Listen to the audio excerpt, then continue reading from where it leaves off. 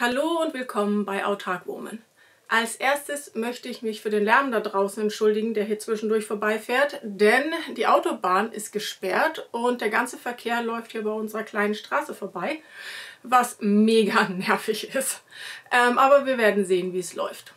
Ja, heute will ich mit euch darüber reden, was es bedeutet, Selbstversorger zu sein. Ich lebe dieses Leben schon seit vielen Jahren. Und ich habe jetzt 10 Vor- und Nachteile zusammengeschrieben. Und was mir dabei aufgefallen ist, als ich diese Vor- und Nachteile zusammengeschrieben habe, ist, dass die Vorteile im Grunde genommen auch gleichzeitig die Nachteile sind. Was ich meine, werdet ihr gleich sehen. Du weißt, was du isst. Als Bio-Selbstversorger weißt du genau, was du isst. Keine Gifte in der Nahrung, abgesehen von den unausweichlichen Umweltgiften. Selbstversorgung ist gesund und spart Geld. Also eine super Sache.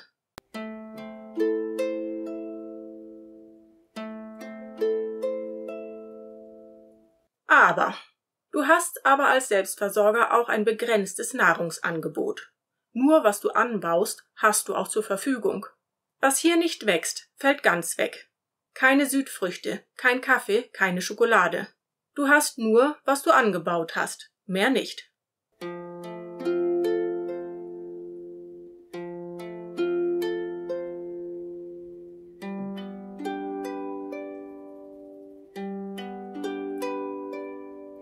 Viel frische Luft. Als Selbstversorger ist man viel draußen an der frischen Luft. Ein gesundes Leben. Wenn die Sonne scheint, kann ich sie auch nutzen und einen Spaziergang in der Natur machen. Keiner hindert mich, denn ich sitze weder im Büro fest, noch habe ich feste Arbeitszeiten oder einen Chef, der nervt.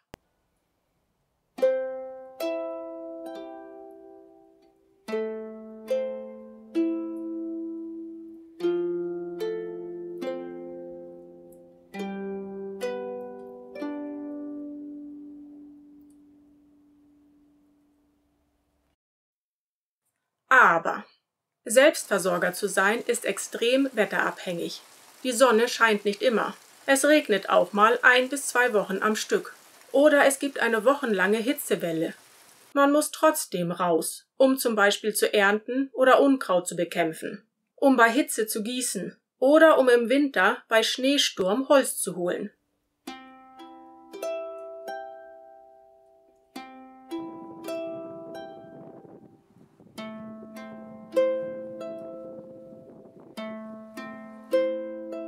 Gratis Sport und Bewegung. Man arbeitet als Selbstversorger viel körperlich. Bewegung, Sport und Fitnesstraining gratis. Noch dazu an der frischen Luft. Wirklich rundum gesund.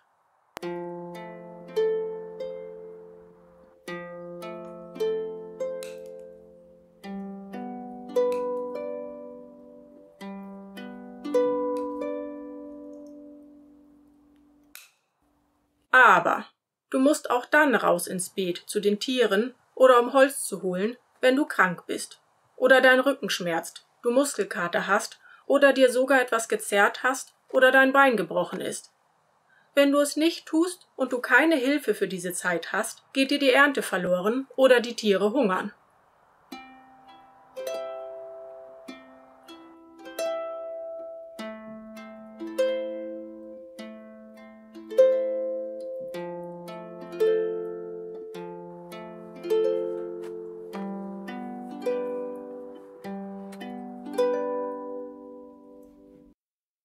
Kein Stress. Slow Living. Langsames Leben. Kein Stress. Ich lebe stressfrei nach meinem eigenen Takt. Ich teile mir meine Zeit selbst ein in meinem Leben als Selbstversorger. Keiner will was von mir. Stressfrei leben. Bei mir ist das tatsächlich der Fall. Ich habe Zeit.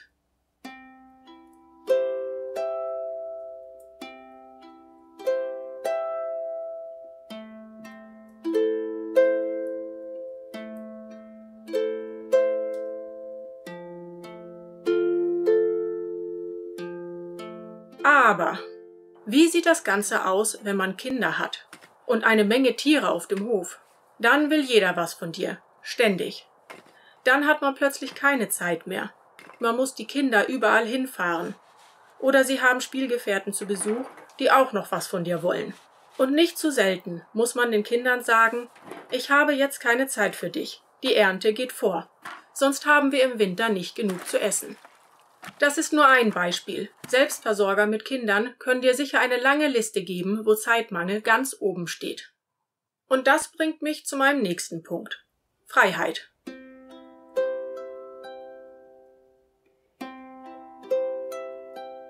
Ein Leben als Selbstversorger bedeutet Freiheit in so vielen Dingen.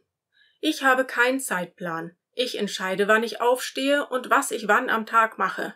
Klar, es gibt eine grobe Liste von Dingen, die erledigt werden müssen. Und manches kann nicht warten.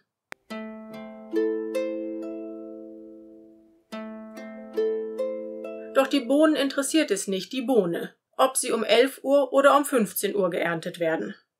Und dem Unkraut gefällt es sogar gut, wenn es mal nicht rausgerupft wird. Niemand hetzt mich. Ich kann meine Aufgaben in meinem eigenen Takt erledigen. Also kein Stress. Es sei denn, ich mache mir den Stress selbst. Ich kann auch mitten in der Woche Sonntag machen, denn Wochentage spielen in meinem Leben keine Rolle. Und ich habe Zeit für Hobby und meine Kunst. Und ich kann, wann ich will, das schöne Wetter nutzen und in der Natur spazieren gehen. Ich kann die Natur genießen und auch einfach mal baden gehen, mitten in der Woche, mitten am Tag.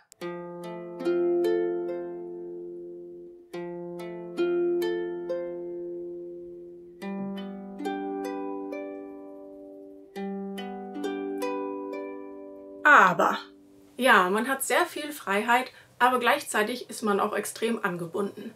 Und da entscheide ich zwischen Selbstversorgung mit Tieren und ohne Tieren.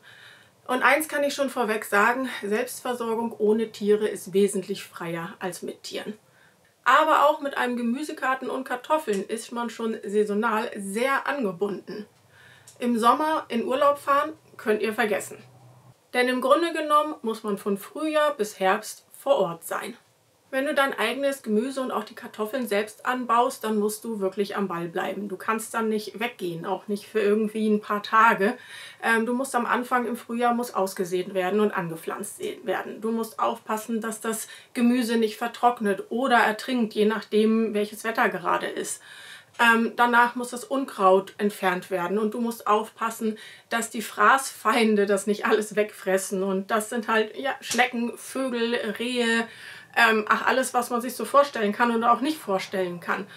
Es gibt auch Maulwürfe, die alles umgraben oder Wühlmäuse. Ich habe alles schon erlebt. So, wegfahren während der Saison ist einfach keine gute Idee, sonst kann man viele Überraschungen erleben, und zwar unangenehme. Ja, und wie sieht das mit der Selbstversorgung mit Tieren aus? Da ist man noch wesentlich angebundener, und zwar das ganze Jahr über. Also Tiere müssen versorgt werden, teilweise morgens, mittags und abends, und zwar auch sonntags, also auch an den Wochenenden. Das ist Pflicht, wer Tiere hat, der ist in der Pflicht. 7 Tage die Woche, 365 Tage im Jahr.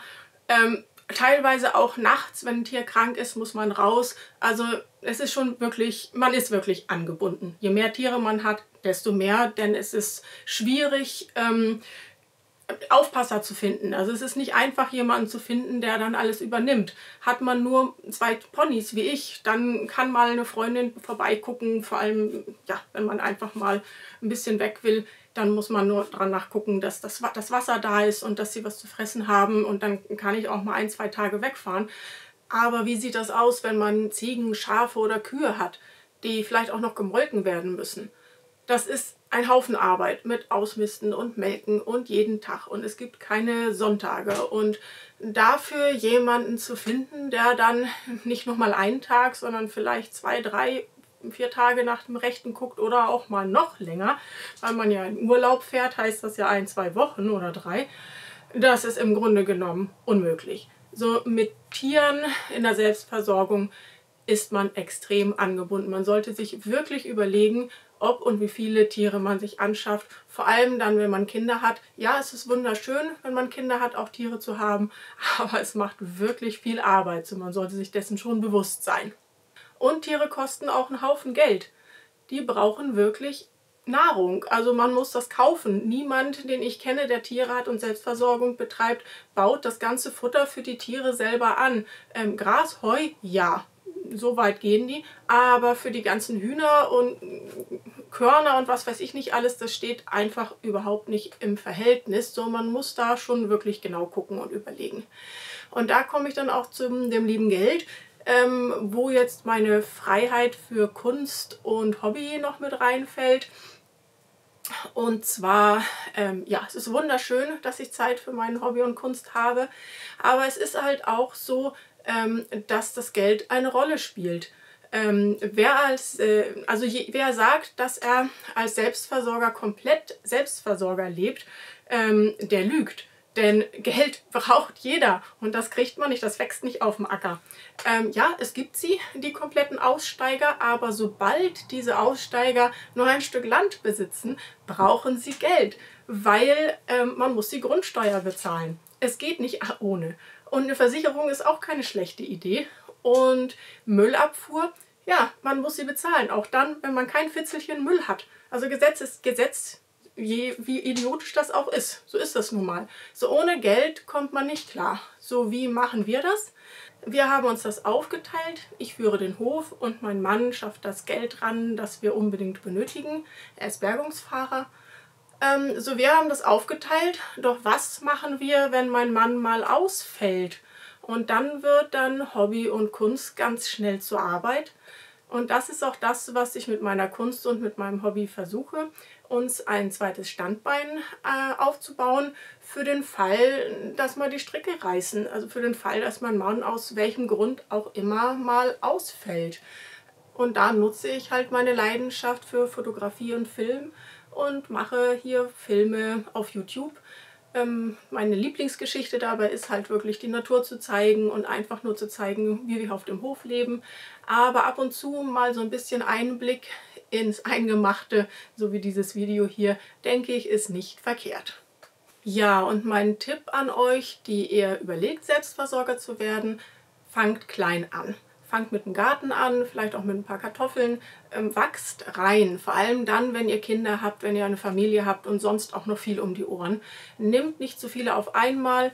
Wenn ihr Tiere haben wollt, macht ein bisschen, nicht gleich irgendwie 12 Hühner, wenn ihr Hühner haben wollt, sondern fangt mit 3 oder 4 an.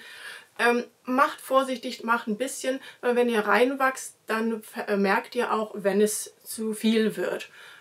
Und man kann dann zurückschrauben oder verändern, das anpassen, wie auch immer.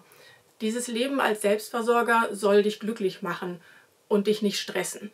Es soll befreien und nicht versklaven. So, man muss schon aufpassen, wie viel man sich da aufhalst. Und speziell, wenn man eine Familie hat, muss man halt auch darauf achten, was die Familie möchte. Ist es den Kindern zu viel? Ist es dem Mann zu viel? So, wachst da rein, fangt klein an und möglicherweise bringt ihr alles unter einen Hut und könnt nachher hunderte von Tieren haben und einen riesigen Garten und Kinder und das funktioniert alles perfekt. Dann freue ich mich für euch, aber fangt einfach klein an, damit ihr nicht die bösen Überraschungen erlebt und damit ihr Freude daran habt und nicht wirklich durch den Stress nachher komplett alles aufgebt, anstatt einfach ein bisschen zu machen, weil manchmal ist weniger einfach mehr. Und in diesem Sinne wünsche ich euch alles Gute und vielen Dank fürs Zuschauen.